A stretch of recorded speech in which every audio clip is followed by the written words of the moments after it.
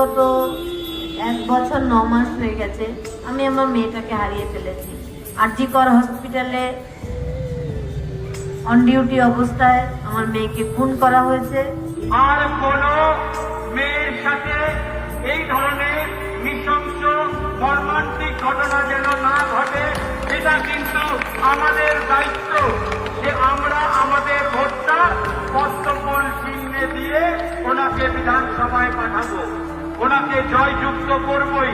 অভয়া জিতলে, পানিহাটি জিতবে।